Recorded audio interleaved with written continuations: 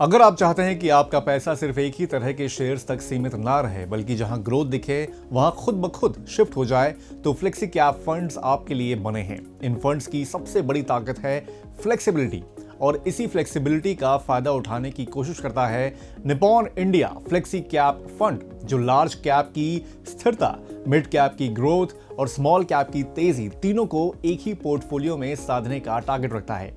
लेकिन सवाल यह है, क्या ये फंड वाकई उम्मीदों पर खरा उतरता है?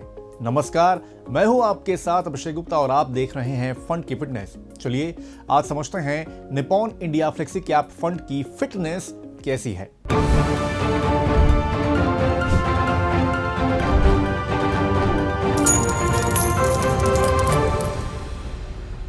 फ्लेक्सी कैप निवेशकों को लार्ज कैप, मिड कैप और स्मॉल कैप शेयरों में फंड मैनेजर को सेफली निवेश करने की फ्लेक्सिबिलिटी देता है, यानी मार्केट की परिस्थितियों के हिसाब से एलोकेशन बदल सकता है।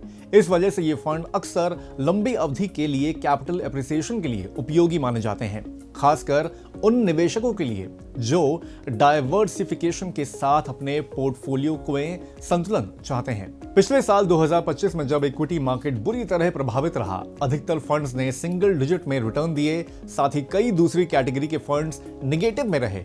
वहीं अधिकतर flexi cap funds double digit में रिटर्न देने में कामयाब रहे। भरोसे की डोर इस बात से और मजबूत होती है कि पिछले साल फ्लेक्सी कैप फंड्स में निवेश दूसरी कैटेगरी के फंड्स से कहीं ज्यादा हुआ। साल 2025 के आखिरी महीने दिसंबर में इन फंड्स में 10,019 करोड़ रुपए का निवेश आया, जो किसी भी कैटेगरी के फंड से कहीं ज्यादा है।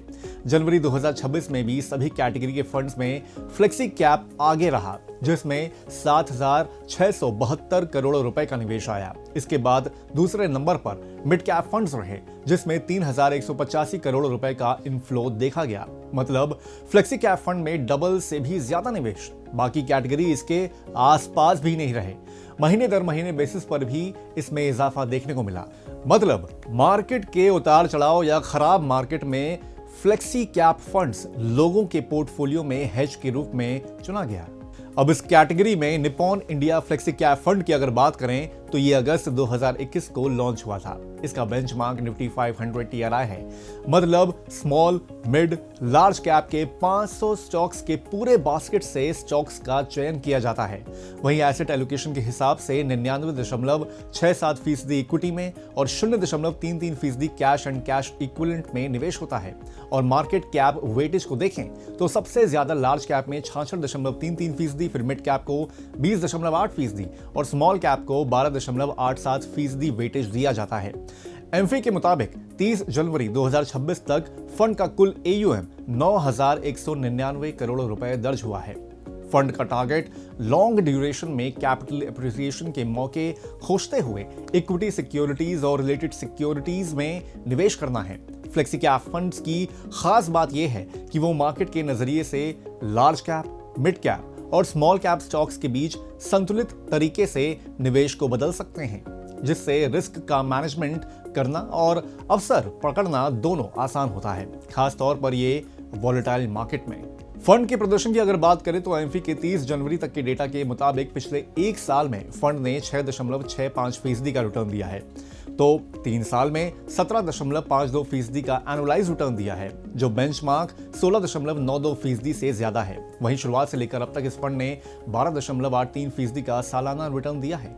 ये रिटर्न दर्शाते हैं कि लंबी अवधि में SIP निवेश से रिटर्न बेहतर रहे हैं। खासकर 3 साल से ज्यादा निवेशक कंपाउंडिंग का यहां पर लाभ उठाते हैं। Flexi cap fund equity category में आते हैं और आयकर कानून के तहत इक्विटी और इससे जुड़े इंस्ट्रूमेंट्स में 1 साल से ऊपर के निवेश पर 1 वित्त वर्ष में 1.25 लाख रुपए तक का मुनाफा टैक्स फ्री है।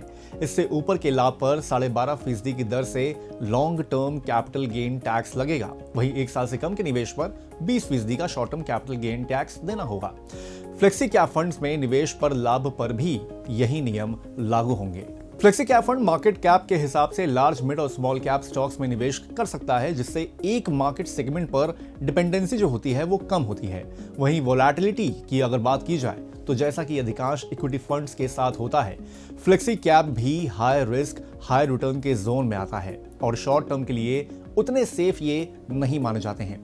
आपको कम से कम 5 से 10 साल या उससे ज्यादा का हॉरिजॉन लेकर यहां पर चलना होगा।